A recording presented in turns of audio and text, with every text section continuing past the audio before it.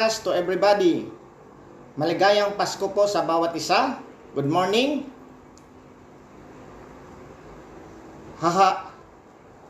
Magandang umaga sa bawat isa. Tayo po ay magsiselebrate ng Pasko ngayon dahil sa kapanganakan ng ating Savior na si Jesus Christ, no? So, hintay po natin ang iba. Merry Christmas po sa bawat isa. Lahavirim ha-Israeli Hag Mulad Sameach. Hag Mulad Sameach. To my Israeli friends. Lahakim Spiritual ha-Israeli Hag Mulad Sameach. Merry Christmas po sa bawat isa. Tayo po ay makikinig ng mensahe po sa atin ng Panginoon sa pamamagitan ng ating pagbabasa ng Biblia na matatagpuan po sa Lucas chapter 2 verse 1 to 20. Lucas chapter 2, 1 to 20. Po, hintayin po natin makapasok yung iba para tayo magsisimula.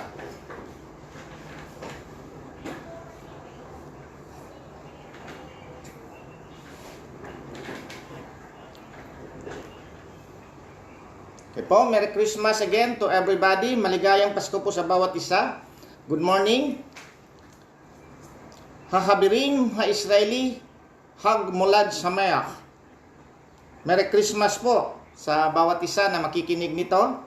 At ang ating pong title ngayon ay 3 Christmas questions regarding Jesus Christ, Jesus as the Savior, the Messiah, the Christ, and the Lord. Yun po ang ating try na sagutin ngayon. At magbabasa din po tayo ng Biblia sa Luke chapter 1 verse Luke chapter 2 verse 1 to 20. Luke chapter 2 verse 1 to 20 po ang ating mga verses ngayong babasahin.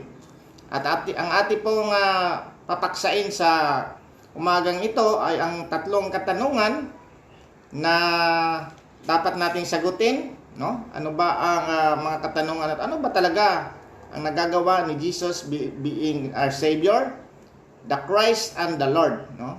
At ang tanong ko nga sa aking mga sinusulat diyan ay naintindihan kaya ng angel nung sinabi niya sa mga shepherd na do not be afraid, for behold I bring you good tidings of great joy which will be to all people. Sabi niya, for there is born to you this day in the city of David a Savior who is Christ the Lord. So, naintindihan kaya ng angel na mahirap i-explain ito sa mga tao kung ano po ang title talaga na to, a Savior, a Christ, and a Lord. So, siguro ang angel ay nagbalita lamang siya. So, yun nga alam na mahirap palang intindihin ito at iba-iba ang interpretasyon.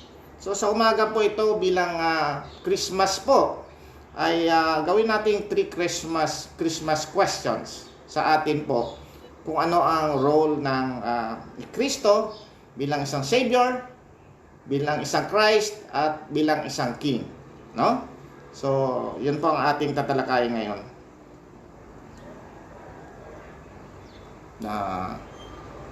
Ito po ay ang katanungan din po sa ating mga buhay na ano ba talaga ang nagagawa ni Kristo na isang batang pinanganak 2,000 years ago na siya ang tagapagligtas ng buong mundo. Paano mangyari yan? At ngayon po sa ating pinakamahirap na tanong, ano ngayon ang matutulong ng isang bata bilang Christ sa aking paghihirap at sufferings and trials and temptations dito sa mundong ito habang ako ay nandito? At ang pangatlo po na sasagutin natin ay ano ba talaga ang kanyang mensahe na siya ang Lord, no? Siya ang Lord. So sasabihin natin he is the judge and the king in the second coming.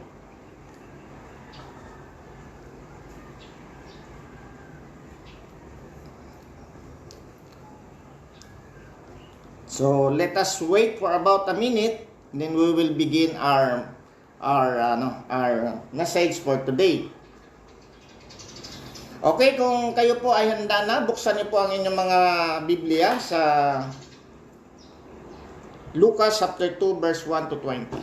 Lucas chapter 2 verse 1 to 20. Iyon po ang ating babasahin bilang springboard po sa ating topic ngayon na the three roles or titles of Jesus Christ, a Savior, the Christ, and the Lord. The Savior, the Christ, and the Lord.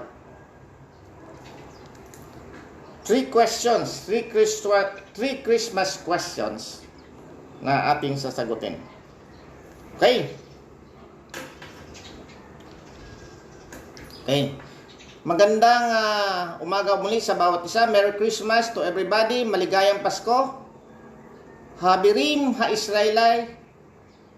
Hag mulad sa Mayak. Merry Christmas. Hag mulad sa Mayak. Merry Christmas po yan sa Hebrew. At binabati natin ang ating mga kapatid sa pananampalataya doon sa Israel na sila po ngayon ay nandoon. Ngunit sila po ay naghihirap kasi wala pong turista na dumadating doon. So, tayo din po ay magpapasalamat na makabahagi sa kanila din po sa pamagitan ng sometimes pag-communicate sa kanila, no? So, babasahin ko na po ang ating verses sa umagang ito. Luke chapter 2 verse 1 to 20. Christ born of Mary. This is in New King James Version. And it came to pass in those days that a decree went out from Caesar Augustus that all the world should be registered. This census first took place while Quirinius was governing Syria, so all went to be registered, everyone to his own city. Joseph also went up from Galilee, out of the city of Nazareth, into Judea, to the city of David, which is called Bethlehem, because he was of the house and the lineage of David, to be registered with Mary, his betrothed wife, who was with child. So it was that while they were there, the days were completed for her to be delivered. And she brought forth her firstborn son, and wrapped him in swaddling clothes, and laid him in manger, because there was no room for them in the inn. Now there were in the same country shepherds living out in the fields, keep watch over their flock by night. And behold, an angel of the Lord stood before them, and the glory of the Lord shone around them, and they were greatly afraid. Then the angel said to them, "Do not be afraid. For behold, I bring you good tidings of great joy, which will be to all people. For there is born to you this day in the city of David a Savior, who is Christ the Lord. And this will be the sign to you: you will find a babe wrapped in swaddling clothes, lying in a manger. And suddenly there was with the angel a multitude of the heavenly host, praising God and saying, Glory to God in the highest, and on earth peace, goodwill toward men. So it was when the angel had gone away from them into heaven, that shepherds said to one another, Let us now go to Bethlehem, and see these things that has come to pass, which the Lord has made known to us. And they came with haste, and found Mary and Joseph, and the babe lying in a manger. Now when they had seen him, they made widely known the saying which was told them concerning this child. And all those who heard it marveled at those things which were told them by the shepherds. But Mary kept all these things, and pondered them in her heart. Then the shepherds returned, glorifying and praising God for all the things they had heard and seen, as it was told them. Let us pray. Panginoong Diyos na aming Ama, muli kami nagpapasalamat, Lord, sa oras na ito, Lord, na binigay mo sa amin, na kami, Lord, ay makarinig ng iyong mensahe sa pamamagitan ng aming pagbabasa ng Biblia.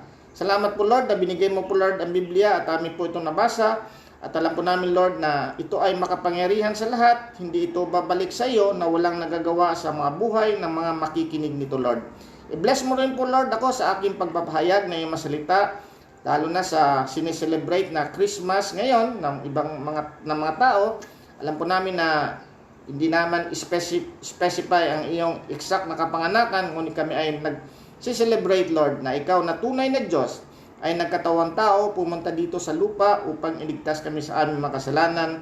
Ang aming sineselebrate po, Lord, ay mula sa iyong pagkapanganak hanggang sa iyong ascension, Lord, at ang iyong kamatayan at iyong muling pagkabuhay. Salamat muli, Lord, sa pribileyo na to, Lord. Alam ko po, Lord, na hindi ito normal, at ito po, Lord, ay binigay mo sa akin. Salamat po, Lord, at bigyan mo ako ng gabay at talino upang maipahayag ko po, Lord, ang iyong masalita. Sa amin din po makikinig, i-bless mo kami, Lord. Bigyan mo kami ng open mind, open spiritual mind, upang maintindihan namin to, Lord, ang iyong mensahe. Salamat muli at dalangin namin to sa pangalan ni Jesus, naming Panginoon at tagapagligtas. Amen. Good morning po sa bawat isa. Tayo po ay muling nagpapasalamat sa Panginoon na tayo po ay nakabasa ng kanyang mga salita sa pamagitan ng ating directly sa pagbabasa ng Biblia. Although marami na po nating palagi po nating narinig ito, na ito po yung account ng ni Lucas sa kanyang paano niya isinulat at kwento ang pagkabuhay ni Jesus Christ. Actually, dito sa ating Gospels ay dalawang Gospels lang po, ang Matthew at saka Luke, ang nagdetalye talaga nagsasabi ng kapanganakan ni Jesus Christ, yung kanyang birth talaga of Jesus Christ. So, tayo ay nagpapasalamat na may mga account dito.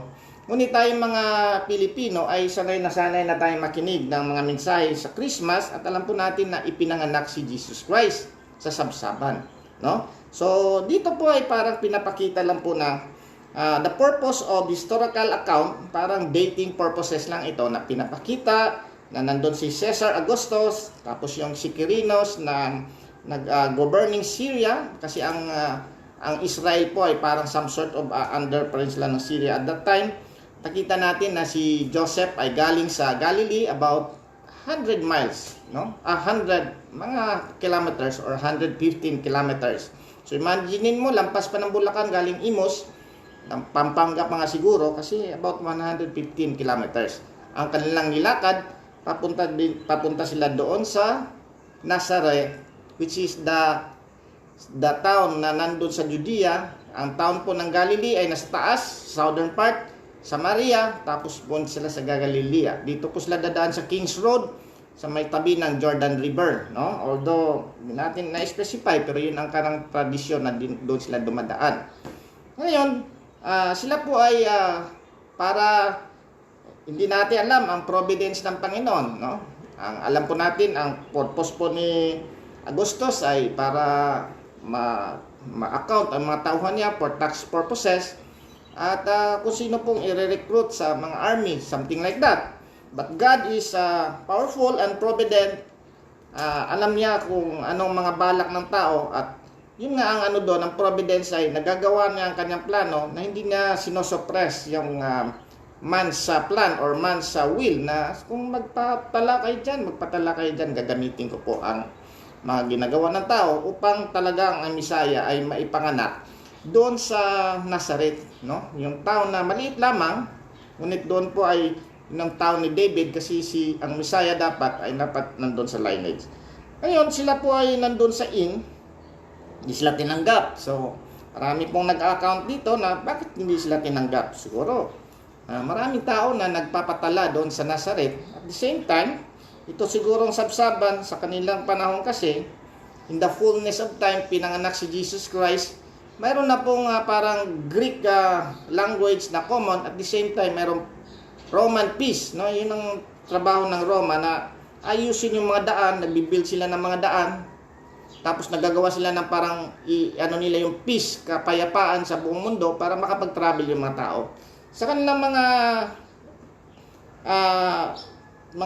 infrastructure, mayroon sila parang mga inn na pag nagpapasok sa hotel or something na magta-travel yung mga tao kasi gusto nila mag-travel na safe, mayroon parang mga portion for the tao, mayroon din portion na mga para sa mga animals, kasi karamihan nagta-travel ay nagdadala ng animals. So I think this one, hindi naman ito parang special talaga, no? Nandun sila sa, hindi na puno na yung mga para sa tao, ang available na lang para sa mga inn din sa mga animals, doon nilagay. Kaya nakita natin the manger, yung sabsaban o kainan ng mga hayop. So nothing special. Parang hindi naman natin masisisi yung innkeeper, kasi daming tao. So hindi naman niya alam nga si Jesus Christ talaga ang Savior. Pero ganun ang nangyari, no? Ganun ang nangyari para ano yung matupad yung mga hula. Pero ang ating bibigyan ngayon ng diin, itong angel na lumabas, no? Alam po natin na meron pang una isang angel lamang. Isang angel lamang na lumabas. Sa kadiliman, sa pinakita nga yung nakikita kasi ng mga documentary kasi may mga fields doon about the shepherd near Bethlehem. Nagpakita yung angel. Tapos namangha yung mga tao. Natakot sila kasi parang may liwanag yung angel, no?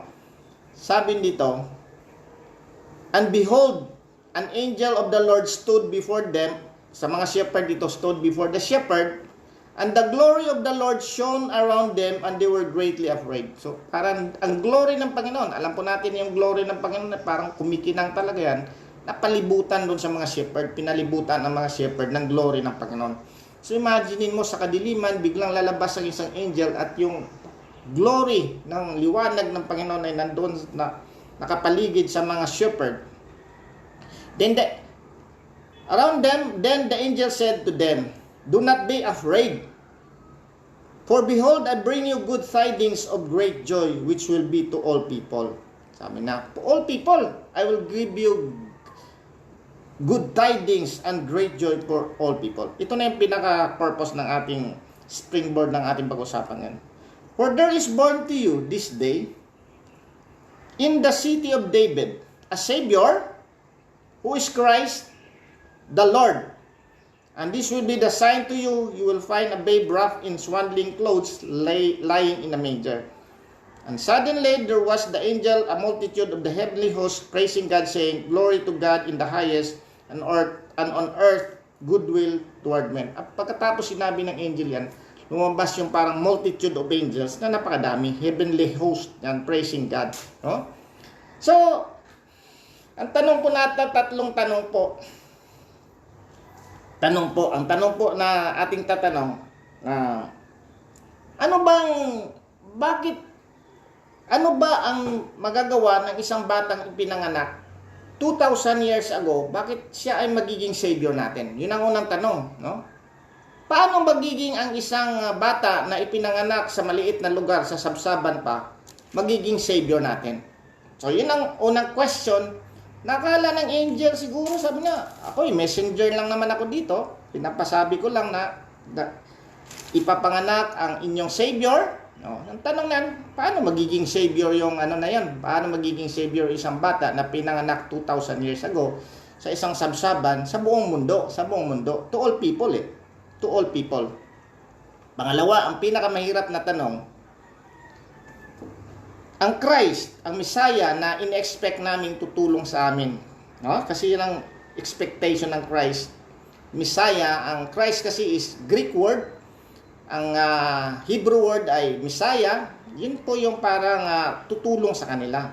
Expectation na itutulong sa kanila. Ang tanong ng mga tao ngayon, sa aking mga naranasang hirap sa mundong ito, ako ay nawalan ng trabaho dahil sa COVID-19. Ako ay nagkaroon ng may namatayan kami, nahirap ang buhay namin, even without the COVID-19. Paano yan makakatulong ang isang bata na Christ? Sige, ilagay na natin. Sabihin nila, ilagay natin Christian. Christ is the one who will help us na makaahon kami dito sa aming kahirapan. So yun ang pinakamahirap na tanong. Na paano makaahon kami sa kahirapan, sa mga pagsubok, sa mga trials, sa pag-api sa amin, lalo na sa Israel. Na inaapi sila, nag-scatter sila, ang kanilang mga lahi nag-scatter. Paano yan magbibring ng peace sa amin? Paano yan magbubuo sa aming bansa ang isang Messiah? So yun ang pinakamahirap na tanong. At ang pangatlong tanong po ay, paano magiging Lord ang isang batang ipinanganak sa sabsaban 2,000 years ago na talaga ba siyang magiging hari? So doon sa Lord, lalagay natin, she will be the judge and the king. No? So, ngayon, how can he be our savior? No? So, ang savior po dito ay sabi siya ay tagapagligtas. Na? He will call his name Jesus and he will save the people from their sins. Yan ang sinabi ng ating backdraft. No? Ito na ang backdraft natin. Matthew 1:21, and she will bring forth a son, and you shall call his name Jesus, for he will save his people from their sins. Now, from their sins. So, ang una pong doon, ano ba yung Savior? Ano ba yung Savior? Ang sabi ng Biblia dito, from their sins. So, ang mga tao dito, kaya nga mayroon akong pattern dito. Ano yung question? Ano yung methodology na ginagawa ng mga tao? At ano yung feeling ng mga tao, particularly ko? Ang feeling ko dito, sa number 1 na tanong, exciting, challenging, and frustrating. Yan ang feeling ko. Exciting kung paano ko ipapahayag si Jesus Christ na Savior. Challenging kasi kailangan kong basahin ng basahin at kailangan kong aralin ng aralin kung ano yung paraan kung paano ko sasabihin na si Jesus Christ ay Savior. At frustrating, minsan, frustrating kasi tao lang naman ako. Frustrating kasi minsan, yung mga obvious naman, yung parang very common sense ay hindi maiintindihan. Yan na. Unang-una, si Jesus Christ ay pumunta dito to be a Savior of our sins. Yan ang palagi kong pinasabi yan, no? Palagi kong sinasabi yan. To be a Savior for our sins. Kasi, hindi natin kayang iligtas ang ating sarili sa ating kasalanan. God is very perfect, no? Kaya nga, very perfect ang God. Ang kanyang requirement ay 100% righteous ka, wala ka dapat kasalanan to be saved. Ngayon, ang tao po ay nagbabahagi sila kung paano maliligtas. But ang sinabi ng Bible, you can only be saved by Jesus Christ. He is the only way. Sabi ni Jesus Christ, I am the way, the truth, and the life. No one can come to the Father except through me. Exciting ito, kasi kailangan mo exciting na, si Jesus Christ ang ipinanganak, siya ang tagapagligtas natin. He fulfilled all the law. Sinunod niya ang lahat ng batas. Kasi yun ang requirement ng isang Diyos na dapat ang maliligtas lamang yung nakasunod sa lahat ng batas. Tapos, hindi pwedeng makapasok dito ang may mga kasalanan. Ang mga tao ay makasalanan, ang nature nila ay makasalanan, hindi nila kayang i-fulfill ang lahat ng mga batas na ibinigay ng Diyos sa atin, kaya tayo ay mapapahamak from our sins. The wages of sin is death, but the gift of love is eternal life in Jesus Christ. Kaya nga, ang dito, ano yung mga methodology ng mga preachers dito, mga tao dito? Studying, preaching, patience, no? Tapos papakita yung mga proof doon sa Bible, explain that Jesus Christ is the only way.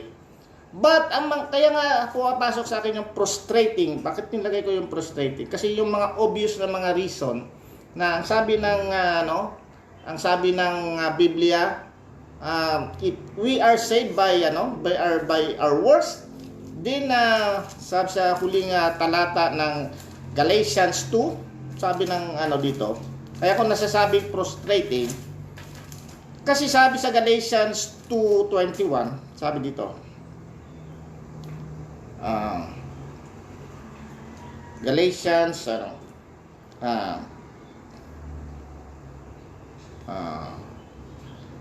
sabi dito sa Galatians, I do not set aside the grace of God, for if righteousness comes through the law, then Christ died in vain. Sabi na, kung ang paraan lamang ng ating magiging mabuti tayo, kasi ang unang requirement ng God, magiging mabuti tayo, righteous tayo, perfect righteousness tayo, sabi na, comes through the law, then Christ died in vain. So, kaya nga, mahirap, exciting, challenging, and frustrating ang feeling ng mga preachers dito. Kasi unang-una, nakasulat sa Biblia na Jesus Christ was sent. God siya, nagkatawang tao siya, to be the Savior. So yun ang unang tanong, paano ba nagiging Savior itong batang ipinanganak sa sabsaban 2,000 years ago? Yun ang unang question. Dapat makita natin yung mensahe ng pagpunta ni Jesus Christ dito. Unless we will understand the message of why a true God became a man incarnated, hindi natin maintindihan na si Jesus talaga ang ating Savior. Yun ang ating Savior talaga. So ang mga tao ay relihiyon, no? Relihiyon ay gumagawa ng iba't ibang paraan kung paano nila ma-explain paano ang kaligtasan. But ang kasagutan po ay si Jesus Christ ang ating Savior, because we cannot save ourselves. Only Jesus Christ can save us, and we can do it only by believing on the Lord Jesus Christ, na talaga siya ang ating salvation. Siya ang ating salvation. Siya ang gumawa ng ating salvation dito. At the same time, siya rin ang gumawa sa atin upang makasunod tayo sa mga batas na ibinibigay sa atin. Although that is not the requirement na kailangan ng God, kasi hindi natin mapaperfect yan. But 2 coins ang ginagawa ni Jesus Christ. Judicially, He will save us because He took our sins, and the same time, He gave us the righteousness. At the same time, ginagawa niya tayong, binabago niya ang ating buhay upang tayo po ay makakasunod sa mga batas na ibinibigay sa atin ng Panginoon. No? Yun ang po ang doon. Challenging, no? Challenging, exciting, challenging, and frustrating ang mga nararanasan ng mga preachers dito. At sabi ko nga, naintindihan kaya ng angel nung sinabi niya sa mga tao na huwag kayong mag-alala. Huwag kayong mag-alala kasi ngayon ay ipinanganak ang for there is born to you this day in the city of David a Savior. So, huwag kayong mag-alala. Kung kayo natatakot, pinanganak ang Savior ng buong mundo, at He is the only one. He is the only one. Walang ibang Savior. There is no way other than Jesus Christ. So, although maraming magagalit sa akin na sasabihin nila na parang talaga bang si Jesus Christ lamang ang only way? No other way? Yes, yun ang tabi ng Bible. And it is very clear in the Bible that He is the only way, and He is the one who will do our salvation. We cannot do it by joining a church or religion. We cannot doing it by being good. Although requirement ng Diyos na being good tayo, but we cannot do it. Kaya nga pinadala si Jesus Christ. Yun ang number 1 na question na dapat nating sagutin. And I hope by this time, sa ating pakikinig ng salita ng Diyos, naintindihan natin that our salvation is through Jesus Christ, not by our religion, not by doing good works, although it is required by God to do good works, but it is not the way of salvation, because maski anong gawin mo, hindi mo kayang i-perfect ang requirement ng God. And only Jesus Christ perfected the requirement of Jesus Christ. Kaya nga dapat sumakay tayo kay Jesus Christ and believe on the Lord Jesus Christ, and He will be saved. No, yan po ang unang questions na palagi natin kinikwento kasi yun ang pinaka-importante, Savior. No? Pangalawang questions, which is struggling, ang feeling ko dito, struggling, thankful, and parang searching, no? Kasi ang tanong po ay sa problema ng mga tao ngayon, ang Misaya ay in-expect na maghango sa atin sa kahirapan. Ang Misaya, Jesus Christ, ay in-expect ng mga tao na magpapagaling sa kanila, magbigay sa kanila ng trabaho, magbigay sa kanila ng pera, magbigay sa kanila ng good relationship. Yun ang in-expect ng mga tao.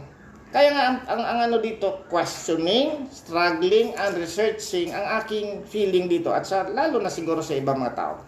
Kaya nga makikita natin, anong mga methodology ng ibang mga tao? Anong methodology ng ibang mga tao?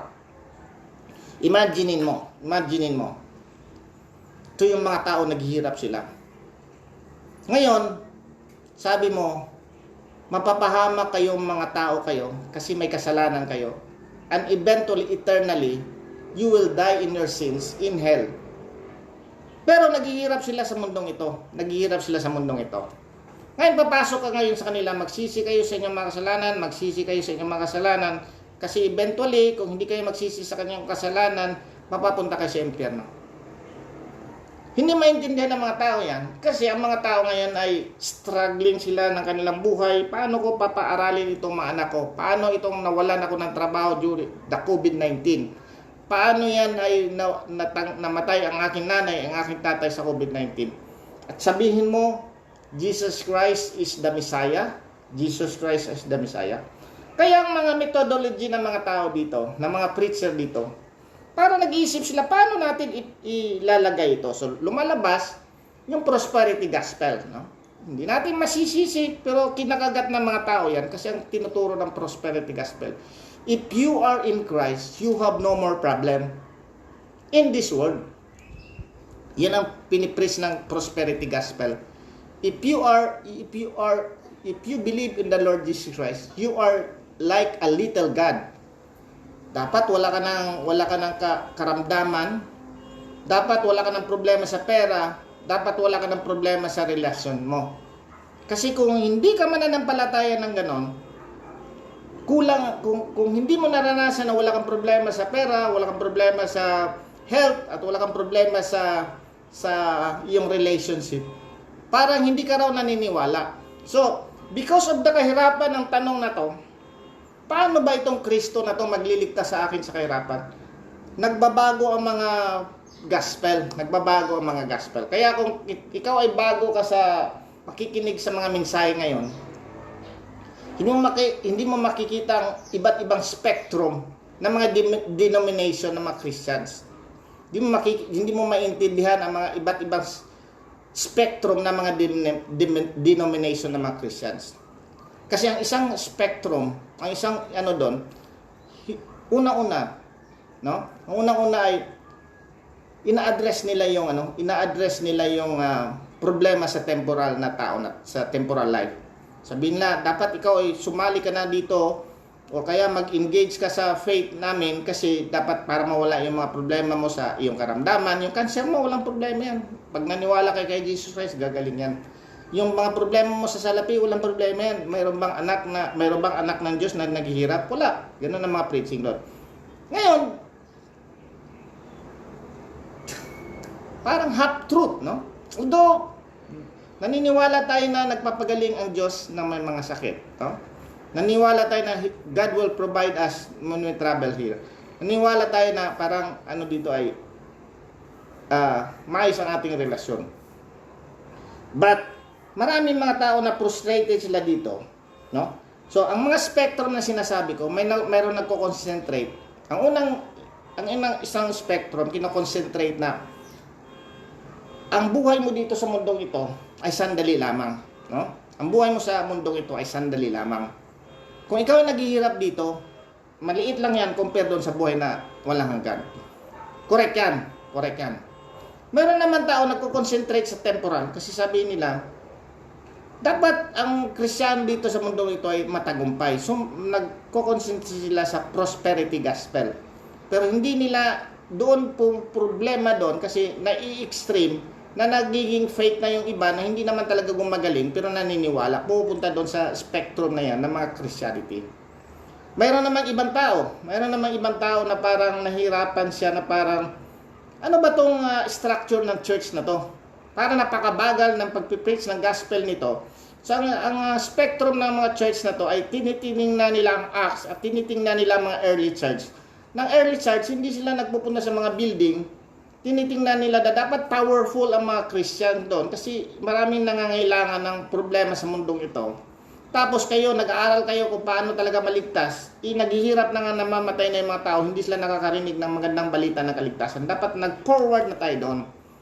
So, may mga tao na ina-abandon nila yung traditional method ng church at pumupunta sila sa labas at nagpapagaling sila doon kasi ang nila, dapat powerful tayo, nagpapagaling tayo, dapat ang banal na spiritual, very exciting yan, dapat makita yan sa ating mga buhay, no? So, tatlong klase ng spectrum ng yung nagsasabi na this is just temporal at kung ikaw ay mag-obey talaga sa Panginoon, mag-obey ka sa Panginoon, i-bless ka. Pero not all. Kaya nga, sana all. Hindi sana all ito. Kasi kung ikaw ay Kristiyano, ang tinuturo ng mga grupo na to, sandali lang ang buhay ng mundong ito compare doon sa eternal. Ngayon, if you will obey, ang God will provide you ng iyong mga pangailangan. Obedience ang kailangan dito. But not all. Not all na kung ikaw ay sumali sa Kung ikaw mananampalataya kay Jesus, wala ka ng kararamdaman, wala ka ng problema sa pera, wala ka ng problema sa relasyon. Yun po ang unang spectrum. Ang pangalawang spectrum, sabi nila, dapat powerful tayo dito sa ating buhay na hindi tayo magagapi o matatalo ng kahirapan, ng karamdaman at relasyon. Dapat little gods tayo. Ang problema naman nung nagiging extreme naman sila doon. No? Nagiging extreme naman sila. Half truth naman yon, nagiging extreme sila. Sinasabi na all naman. Pero ang sabi ng Biblia, not all. Not all. Kasi kung all yan, hindi na tayo mamamatay. Hindi na tayo mamamatay. Lahat tayo magaling. Walang karamdaman, walang problema sa ano. Ang God ay may variation siya eh. So, sovereign siya nasusunod. Kung gusto niya na ganito talaga, ikaw ay makaranas ng mga problema kasi baka lumayo ka, ang paraan ko ay bibigyan kita ng parang karamdaman, no? Bibigyan kita ng calamity, bibigyan kita ng COVID-19 para lumapit kayo sa akin. Hindi natin alam, Panginoon, God is very sovereign. His ways are not our ways, His thoughts are not His thoughts, our thoughts. His thoughts are not our thoughts. Pangatlo naman, yun namang sabi na, bakit ang mga Kristiyano ay parang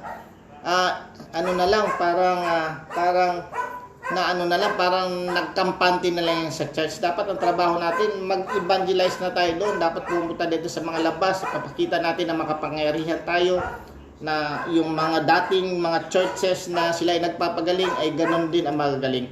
Magpapagaling din tayo para maniwala ang Panginoon at mga tao sa kanila. So ngayon, sa mga hindi nakakaalam, yun ang mga spectrum yun ang mga klase ng mga churches ngayon. Kasi nga, hindi nga ito nga masagot ang tanong na to. Paano ang isang Christ na magliligtas sa atin ay hindi nga ako nakakakain ng 3 beses ang araw? Yun ang tanong. Wala nga kaming trabaho, tapos ipipilit mo sa akin ni si Kristo na siya ang magbibigay sa akin ng katagumpayan? Yun ang tanong.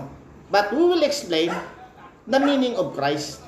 Ang Christ ay Messiah yan. Mayroon siyang 3 offices. He is the prophet. Kaya yun ang mga isang klase ng tao na ina-anoint o binubuhusan ng langis doon sa kapanahon nila, prophet. Priest, sina Aaron, mga priest yan. At si King David, king yan. Trabaho ni Jesus Christ, 3 in 1. 3 in 1. Prophet, siya yung magsasalita tungkol kay God about atin. Kaya nga si Jesus Christ is the best, pinaka-extreme na best talaga na prophet yan.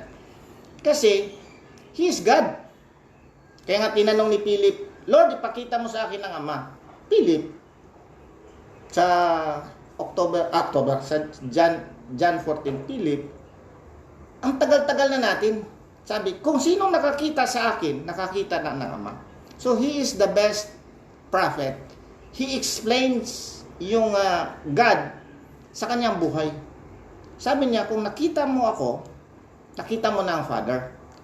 I and the Father are one. So, hindi natin maintindihan ng God, kung hindi nagkatawang tao si Jesus Christ. We have no knowledge about perfection. We have no knowledge about glory kung hindi pumunta si Jesus Christ dito. In fact, nung in-explain nga ni Jesus Christ na ito yung mga requirement ng God ng righteous, nagugulat nga tayo eh. Nagugulat nga sa sermon about sa chapter 5 ng Matthew. Nagugulat tayo na parang, kaya ayaw natin kay Jesus kasi He is very strict. Pag na-late ka, sasarahan ka ng pinto. Yung 5 virgins, late kayo, sarado. Kung ikaw ay nagkasala, patayin. No? Kung ikaw ay nagkasala, patayin. No? Pero, mayroon din siyang parang love. Kung bibigyan mo ng dito, sasampalin ka, di natin maintindihan si Jesus Christ. Very, very strict. At the same time, very compassionate. Bakit? Kasi pinapakita niya yung God, very righteous siya. Kaya kung babalikan natin yung version number 1, hindi natin maintindihan na He is a Savior kasi very perfect yung requirement ng God. Sabi niya, nag-iisip kayo na akala nyo hindi kayo nagkakasala ng murder or thou shall not kill.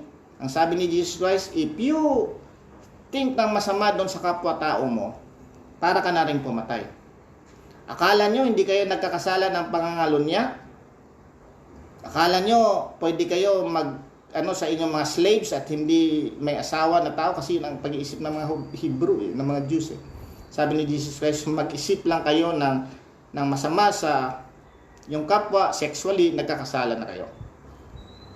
Sinabi ni Jesus Christ, pag sinabi mong yes, pag sinabi mong pupunta ka, kailangan pumunta ka. Kung hindi, nagkasala ka na. Sabi na yes kung yes, no or no. Kung ikaw ay mag-asawa, dapat yung asawa mo lang, wala nang iba. No? Dami pa siyang sinabi doon. He is a perfect. He showed the perfection of God. Kaya nga siya ang mensahero eh. He is the Word of God. Kaya parang napakahirap naman itong tinuturo ni Jesus Christ. Kaya tayo, pupunta kay Paul, kasi more on grace si Paul. Jesus Christ, very harsh. Although very compassionate. Kasi pinapakita ni Jesus Christ doon that He is God at ang requirement ng God is very perfect. Kaya nga sabi niya, hindi niyo masusunod yan. But I am here, susundin ko yan at ibibigay ko sa inyo. At bibigyan ko kayo ng mga puso na masusunod niyo yan. Some sort of masusunod yan. But you cannot perfect it. You cannot perfect it. Yun ang trabaho ng prophet. Si Jesus Christ is the best prophet na priest. Ang trabaho ng priest, siya ang maglalapit sa atin sa Panginoon. So, minomodel ng mga Hebrew yan, mga Jews yan, sa kanilang sacrifices in the temple, na sila nag-aalay ng mga tupa doon, dugo, para mapakita. Pero sabi ni Jesus Christ, yung mga tupa nyo, yung mga handog nyo, hindi yan aabot sa showcase lang yan. But I am the priest, I am the sacrifice. I am the priest, I am the high priest, and I am the sacrifice. Ako mismo ang naghahandog doon sa dambana ng Diyos, at ako ang sinakripisyo ko ang aking sarili at hinandog ko ang aking dugo. Yun ang priest. Yun ang priest na function ni Jesus Christ. Ngayon, bakit ko in-explain yan? Kasi wrong anticipation ng ating pagkakaunawa dito sa Christ. Kasi ang ating unawa, although sabi ko nga, paano natin marireconcile ito mga kapatid, na ang isang tao naghihirap, tapos babahagian mo sa kay Jesus Christ. The same time, nung binahagian mo sa kay Jesus Christ, lalo naghihirap siya. Lalo siya nagkakasakit. So sabihin na, hindi naman effective yung Jesus mo, kasi nung ako'y tumanggap, akala ko ba, nung ako'y tatanggap dyan, hindi na ako magkakasakit. Magkakaroon ako ng pera, naaayos na yung mga relasyon ko. Wrong anticipation. Kasi mali ang ating pagkakabahagi dito na parang ito talaga ang ang Diyos talaga. Through obedience you will be blessed. Through blessing of Abraham you will be blessed if you will believe on Jesus Christ, but not all. And ang pinapunta talaga ni Jesus Christ dito ay yung salvation mo eternally. Kaya nga kung hindi ka pa talaga naliligtas sa eternal life, hindi ka titigilan ng Panginoon kung talagang kukuhanin ka na. Bibigyan ka na ng kahirapan, bibigyan ka na ng problema, unless na sumuko ka na at sabihin mo, Lord God, sumuko na ako at ikaw na ang aking Panginoon. Yun ang gusto ni Jesus Christ. Yun ang gusto ng Panginoon, na sumuko tayo sa ating mga buhay. But people, they don't want to surrender to God. They don't want to repent from their sins. They don't want to go away from their sins. Ayaw na nilang obedience. Gusto lang nila yung benefit ng Jesus Christ. Kaya nga, they're not looking for a true God. They're looking for a God na gusto nila na magbibigay sa kanila ng good health, mga salapi, maayos. Pero ayaw nilang sumunod. Ayaw nilang sumunod. Kaya I hope na naintindihan natin ito. Ang pangalawang katanungan, akala ko ba si Jesus Christ ay magliligtas sa amin? Dapat maintindihan mo kung anong purpose ni Jesus Christ dito. Yes, He will save you from your problems here. He will give you peace that surpasses all understanding. Pero dapat maintindihan mo, kaya nga dapat ang sinabi ni Jesus, peace I live with you, peace I give to you. Not the peace of this world, but ibang peace yan. The peace that surpasses understanding. If you will believe on the Lord Jesus Christ, I am sure that He will give you the peace that surpasses all understanding, and He will not leave you nor forsake you. He will not abandon you. He will provide for your needs habang ikaw ay nagtatravel dito sa mundong ito. Pero ang pinaka-importante, dapat maniwala ka muna sa number one na siya ang Savior talaga. Yun. So marami pong mga iba't ibang mga messenger. Kasi nalilito rin. Talaga bang ang purpose ni Jesus Christ ay ayusin yung mga buhay ng mga tao dito? Yes. Yes, ano nga yan eh. Pero ang importante, maligtas yung kaluluwa. Ang problema, nagbago na ang mga ano at maraming na nagkakamali doon. Hindi naman nagkakamali, parang na-i-extreme na doon sila nagfo-focus on the byproduct of the salvation rather than the true meaning of salvation, which is eternal life. Number three is how can this baby who was born 2,000 years ago become the king? Oh, yeah, yan ang in-expect king. Mga kapatid, si Jesus Christ, He will come back as judge and a king. Kaya nga, Lord ang tawag natin sa Kanya. Lord, in fact, not only Lord, but God. Sabi nga niya dyan, my Lord and my God. Kaya nga sabi nung nakita ko doon sa Hebrew, pag sinabi mo palang Abba Father, sa literal pala yun ang Abba talaga. Not the endearment side pala talaga yun na parang dad. Pag sinabi mo palang Abba Father pala, you have to submit to the authority of that father. Yun ang ibig talaga sabi ng Ab. Kasi sa Hebrews, Ab, Father, pero pag sinabi mo Abba, parang hindi lang talaga daw yan, hindi lang daw talaga yan Father na, musta dyan? Hindi daw yan. Ang ibig sabihin yan, I have to submit to you, Father. Whatever you desire, I will follow. I will obey you. Yun ang Father. Ngayon, ano ang feeling natin dito? Ang feeling natin dito, praying to God. No? Praying to God na talagang bubuksan ang mga tao. Parang mayroon din tayong parang compassion dun sa mga tao. Na huwag niyong hintayin na dumating na si Jesus Christ. Because in His second coming, He will not a merciful Christ. He is not a merciful Christ. He is a judge and a king. At yung mga sinasabi niya na hindi kayo makakapasok sa kaharian ko, totoo po yan. Hindi kayo makakapasok sa kaharian if you have no perfect righteousness and if you have no sin. Kaya nga, dapat perfect tayo, no sin. Binayaran na lahat ni Jesus Christ. At ang mga methodologies dito, siyempre, ang iba, mga methodologies dito, mayroong iba nagko-concentrate sa eschatology, pinapakita nila na dadating na talaga si Jesus Christ, malapit nang dumating, magsisi kayo sa inyong kasalanan. Sila ay nalilito din na parang kaya nga pinsan ang extreme dito, nabibigyan nila ng date ang pagbalik ni Jesus Christ, no?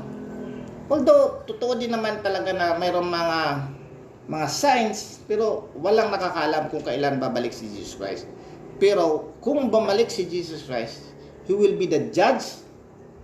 Makikita natin yan doon sa judgment, doon sa white throne judgment sa Revelation 20. Kung hindi nakasulat ang pangalan mo doon sa aklat ng buhay, you will be judged by your work, and your work will not qualify for the righteous requirement of God, and you will be thrown onto the lake of fire.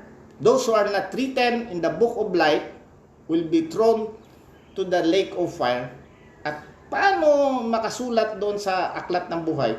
If you believe on the Lord Jesus Christ as your Lord and Savior, obey Him, repent from your sins, and follow Him.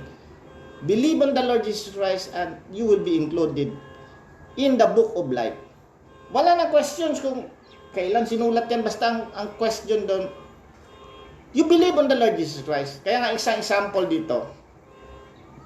Bakit daw, ang sabi ni Charles Spurgeon dito, may isang magandang concert. Isang magandang concert, may namimigay ng ticket. Yung ibang tao, nagrereklamo sila.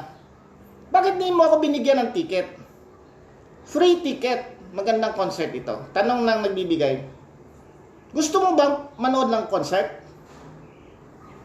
Gusto mo manood ng concert? Sabi niya, ayaw ko yung concert na yun. O, bakit ka nagrereklamo? Doon kung nagbibigay ako doon sa mga tao. Ayaw mo palang sumunod dyan sa concert na yan. Ayaw mo palang pumasok dyan sa concert na yan. Ganon din sa kingdom of God.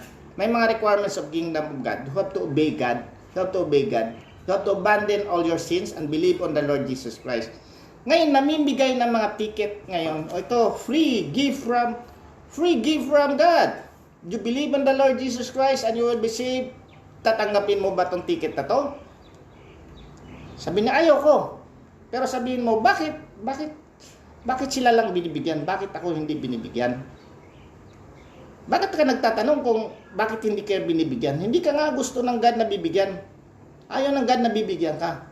Pero tanongin kita sa kabilang dulo naman. Gusto mo ba na manood doon sa concert? Ano sagot mo? Yes, o di bibigyan kita. Pero kanina, ayaw mo. Ayaw mo kanina. Nag-question ko lang kung bakit ako nagbibigay ng mga ticket dito. Yan ang ano doon na dapat. Huwag kang magtanong kung sino ililigtas ng Panginoon. Ang tanongin mo, gusto mo bang maligtas?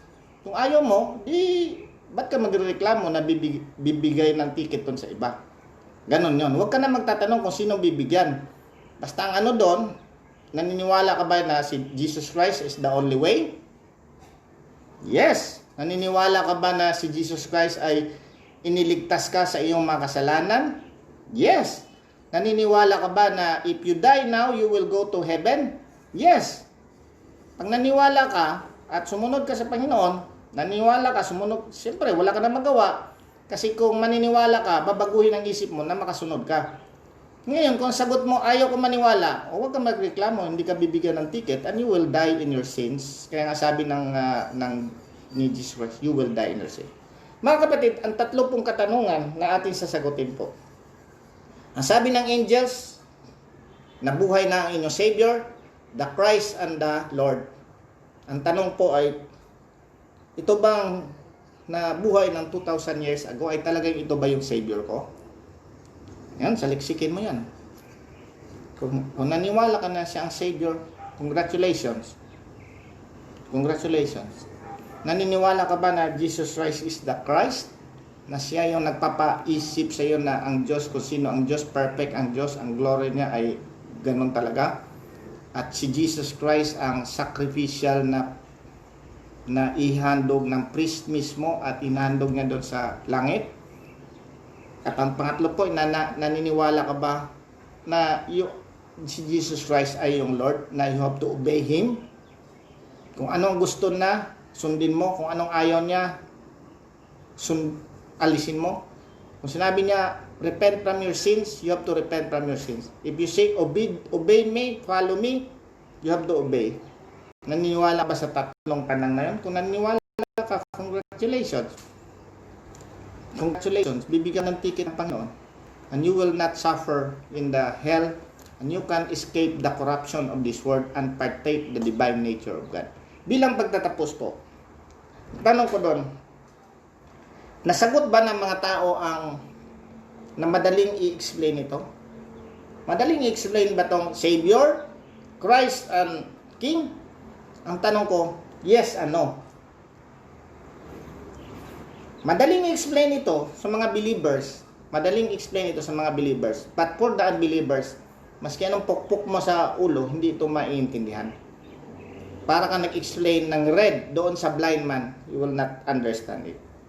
Trabaho ng Panginoon yan, nabubuksan, at trabaho mo rin to listen and obey. Pangalawang question, is this my problem? Is this my problem? Problema ko ba to na i-explain sa inyo kung sino si Jesus Christ? Problema ko ba to? Ang sagot ko, yes and no. And my feeling is, I am the ambassador of Jesus Christ. I am the ambassadors of Jesus Christ. Kaya nga ako ay nanikluhod. No? Kaya nga ang favoriteong verse ko, dito natin tatapusin. Sa 2 Corinthians 5:21, simulan natin sa 5:20. 2 Corinthians 5:20. Ang sabi ni Paul dito sa 2 Corinthians 5:20 to 21, sabi niya dito, now then, 5:20 ng 2 Corinthians, we are ambassadors for Christ, as though God were pleading through us. Grabe, pleading to us, as if God is pleading to you through us. Pleading to you through us. We implore you on Christ's behalf, on Christ's behalf. Yung bata na ipinanganak 2,000 years ago, on Christ's behalf, be reconciled to God. Be reconciled to God. Bakit be reconciled to God? Because nahiwalay tayo dahil sa ating kasalanan. Be reconciled to God. My favorite verse. For He made Him who knew no sin to be sin for us, that we might become the righteousness of God in Him. You have to research kung hindi nyo naintindihan yan. For God, made Jesus Christ who knew no sin. Jesus Christ is a perfect man, God na man, to be sin for us, na nagiging tinrato siya na makasalanan, that we might become the righteousness of God in Him, so that tayo ay magiging righteous sa panginingin ng God. Yun po ang aking prayer. Ang aking feeling dito ay expecting, praying, and beseeching. Nagmamakaawa ako sa inyo. Sabi nga dito, napakatindi dito. Now then, we are ambassadors for Christ. I am an ambassador of Christ. I hope na I am a good ambassador, na mapapakita ko yung glory ng God sa aking buhay sa pag-obey. Pero kung ako ay hindi good ambassador, pagpasensyahan niyo na kung hindi nagre-reflect ang tunay na glory ng God sa akin. But I'm trying to obey God so that I could be a good ambassador.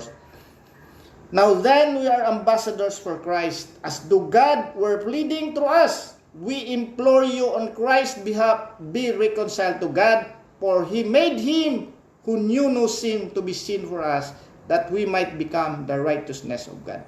For He made Him who knew no sin to be sin for us, so that we might become the righteousness of God in Him.